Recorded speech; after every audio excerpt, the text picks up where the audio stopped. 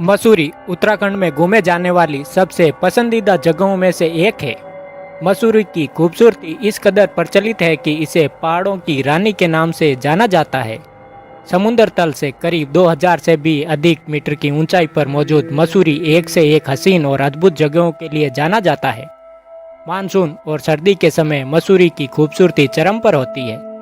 लेकिन अगर आपसे यह बोला जाए कि मसूरी की हसीन वादियों के बीच में एक ऐसी जगह है जहां 50,000 के आसपास आत्माएं बसती है, फिर आपका क्या जवाब होगा?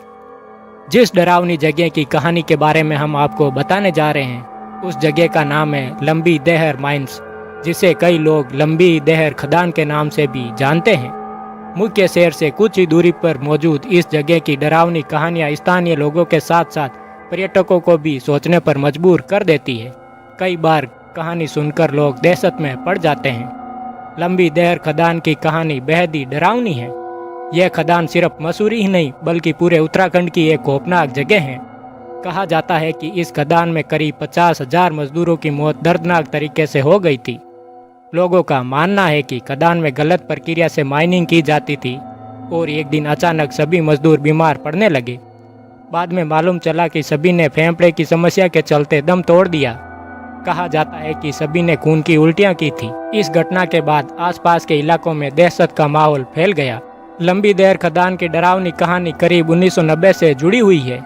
लोगों का मानना है कि अब यह दर्दनाक घटना हुई थी, तब आसपास का माहौल एकदम डरावना था।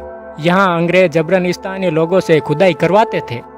जब 50,000 मजदूर मर गए, तब साल 1996 में इस खदान को बंद कर दिया गया। कहा जाता है कि जब से यह खदान बंद हुई है, उसके बाद से कभी भी नहीं खुली है। लंबी देहर खदान की डरावनी कहानियों में से यहाँ से आने वाली चीखें भी शामिल है। खदान को लेकर कहा जाता है कि अचानक ही किसी किसी की चीखें सुनाई देती है। कभी कोई मदद करने की तो कभी हंसने की आवाज़ आती है। लंबी देहर खदान को लेकर यह माना जाता है कि यहाँ से सिर्फ पुरुष या औरत ही नहीं बल्कि बच्चों की भी आवाज़ आती रहती है। लोगों के मुताबिक शाम होते ही इस खदान के आसपास कोई जाने की हिम्मत नहीं करता।